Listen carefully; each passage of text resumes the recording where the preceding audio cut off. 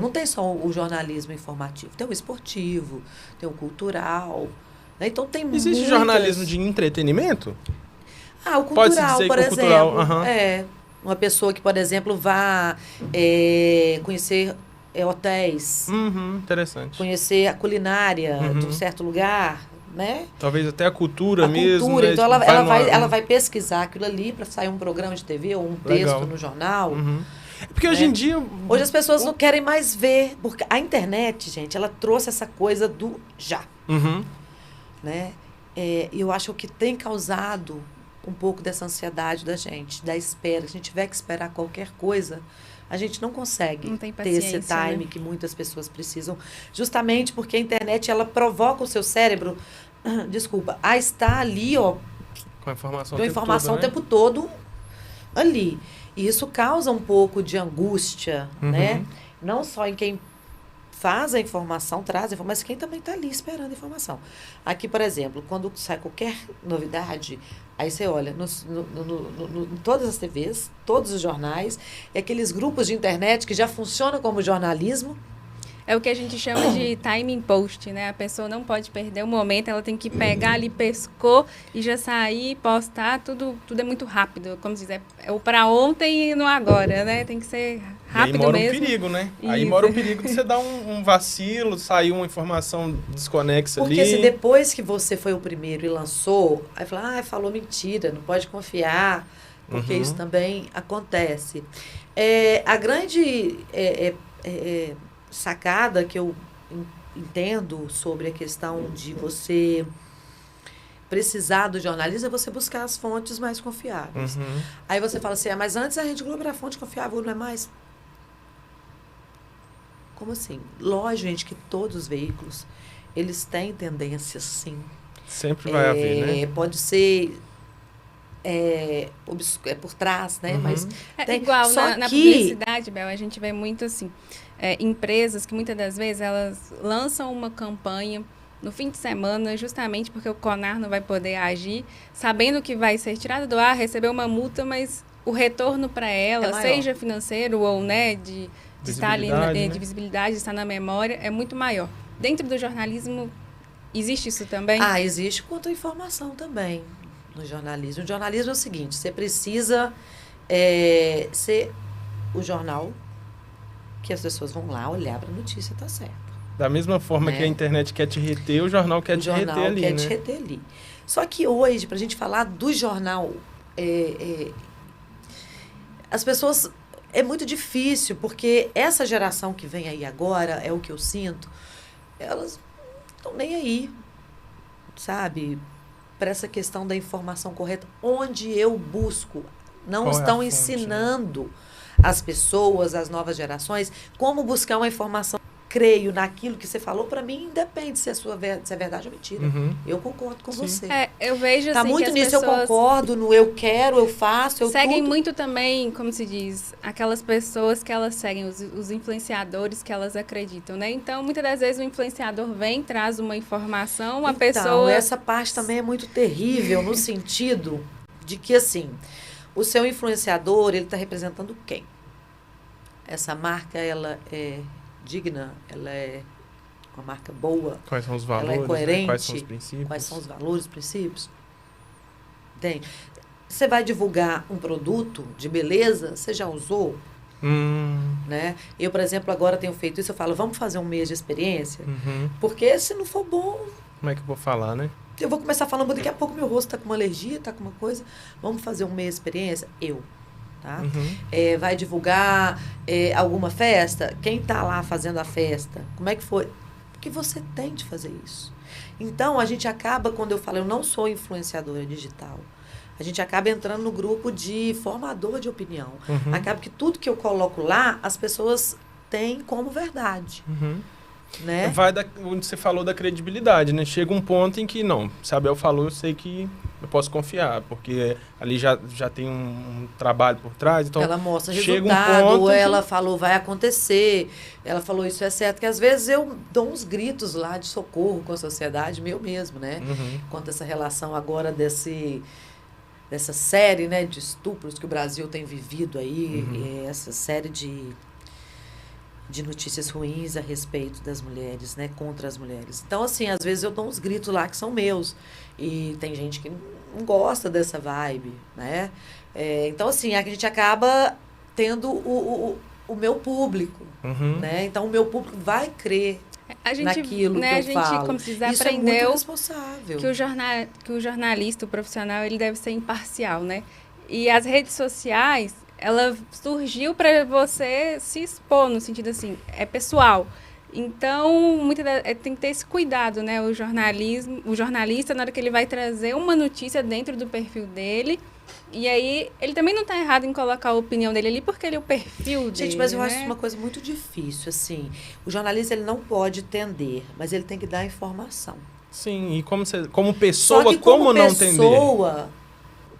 Como você não tender? Desligar você botãozinho. você, querendo ou não, como jornalista, eu não sei se tem algum empecilho aí em relação a juramento, essas coisas da formação mesmo do jornalista, mas querendo ou não, quando você é um formador de opinião, quando você é um jornalista, quando você está à frente de algum movimento, alguma coisa, você tá levando pessoas a um conhecimento que você previamente teve, né?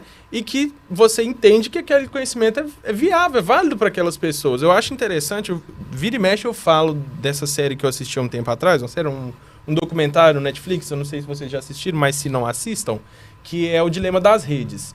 Sim. É aquele que fala muito das redes sociais e tal. E aí eu acho muito interessante que uma coisa que me marcou muito naquele documentário foi da polarização das pessoas.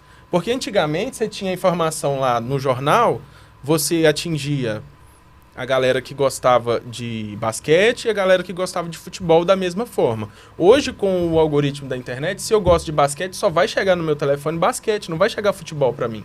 E isso vai fazer com que quando eu veja ou eu me encontre socialmente como uma pessoa, né, para bater um papo, alguma coisa, e aquela pessoa só vê futebol no celular dela, vai parecer que a gente está em mundos diferentes. Sim. Né? A gente está totalmente desconectado, riscos, né? São os riscos que alguém lá em cima achou que é legal para todo mundo poder seguir. As cabeças, né, gente? A gente, quando tem esse poder de transformação, a gente tem que tomar muito cuidado. Então, o que está acontecendo é essa coisa louca, sem freio, né? Falta de limite. Porque uma coisa, eu discutir aqui com você e falar as verdades que eu penso de você. Mas você aqui perto de mim. Outra coisa é eu ir para a internet e falar o que eu penso com você sem você perto de mim. Então, tem muitas covardias, né? Que as próprias redes não conseguem coibir. Você, igual, por exemplo, o meu número de telefone, alguém mandou para minha mãe com a minha foto, não era o meu número, né? E depois colocou em rede, as coisas assim muito loucas que acontecem, ninguém faz nada. Né? Aí você vai lá para delegacia digital, você não encontra essa opção. Então, assim, é tudo muito louco, não tem onde você recorrer. E ainda não existem profissionais espalhados competentes para poder lidar.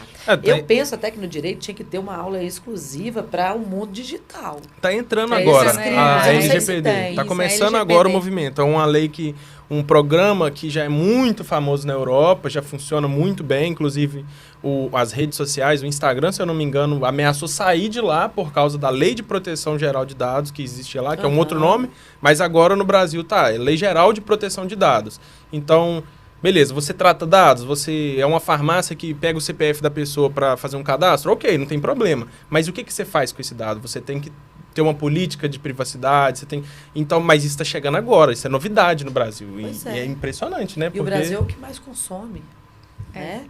Então, assim, na verdade, assim, o perfil nosso de país é um perfil que sem controle de todas as coisas. Desde a sua fundação. Já veio, né, com o que existia de pior. Sim. E aí, a gente não sabe se isso é genético, o que é, enfim, perdemos o controle de todas as coisas. E aí, voltando essa questão para o jornalismo, o jornalista ele fica muito refém da internet, porque se ele fala a verdade, antes, aquilo, se você era chantageado ou ameaçado, era só com gente muito corajosa, né, para fazer isso com o jornalista. Hoje não, qualquer pessoa faz. Então, o jornalista hoje, ele dependendo, aqui a gente não usa muito Twitter, né, em Caratinga. Sim. Mas em outros lugares eu tenho Twitter, tudo, eu gosto do Twitter para ver e para ler. informação, porque lá é muito mais coisas políticas, né? Não sei se o é porque é o meio meu perfil. jornalístico ainda ele é muito forte, é uma ferramenta muito forte, utilizada, muito né? utilizada, com debates muito... E aí vem a questão, onde que eu posso pegar a fonte para confiar? Gente, tem agências de notícias que são muito antigas. E essas agências, elas têm informações diversas sobre o mesmo assunto. Então, é você acessar essas agências e escolher o órgão de imprensa que mais combina com você. Né? Porque quase não adianta eu ir lá no vou dar um exemplo, sem querer ofender a pessoa, por exemplo, o Google Gloss. Acontece uma coisa jornalística, que é caso de polícia, rapidinho tá ali, sabe? Então, assim, qualquer um pode fazer o jornalismo, né? E não estou dizendo que ele dá notícia enganosa, não. Mas estou dizendo que, assim, que aí eu vou ler rápido, né? Com aquela linguagem mais solta, rapidinho. Você acredita que você não aprofunda, né? Você acredita que o digital influencer, de certa forma, ele pratica o jornalismo, mesmo que indiretamente, talvez? Ou não? Tô te perguntando porque o sou leigo, né? Bom, se for no modo geral, pegar o grosso, lógico que não. Mas existem jornalistas que são digital influencers, né? A gente tem um exemplo, né, daqui do Bolsonaro mesmo, um digital influencer que estava passando pelo jornalista e fugiu, né? Foi embora, não pode nem voltar. E é isso mesmo. A gente tem que caçar aqueles mentirosos, entendeu? E colocá-los longe da sociedade, porque eles atrapalham as pessoas a pensar. Eles entregam uma mentira fantasiosa. Por isso eu perguntei justamente por isso. Você deu o exemplo do Hugo Gloss, né? Ele não é um jornalista. Não é. Ele é um influencer, né? Tem um público dele ali, fala de geralmente notícias. era mais voltado até mesmo por entretenimento. Mundo de música, né? Atores, atrizes e tal. Mas aí chega um ponto em que talvez com uma notícia que se espalha, ele... Ultimamente ele tem postado bastante coisa de notícia jornalística mesmo, né? Questão do estupro, entre outras coisas. Né? Então, nesse sentido, você acha que é um... Bom, acaba sendo um desfavor, ele né? direciona a fonte. Porque quando você direciona a isso fonte... Aí. Legal. Tá tudo bem, ó. Eu tô fazendo um breve relato aqui, mas a notícia tá aqui, ó. Clica vai lá e vê completo. Interessante. Aí pode ser que você tá chamando, mas você tá entregando um produto de um jornalista, amigo seu, ou de uma empresa que você participa, né, dela, como funcionário, o que seja. Mas, sabe, eu acho que as pessoas precisam entregar a fonte.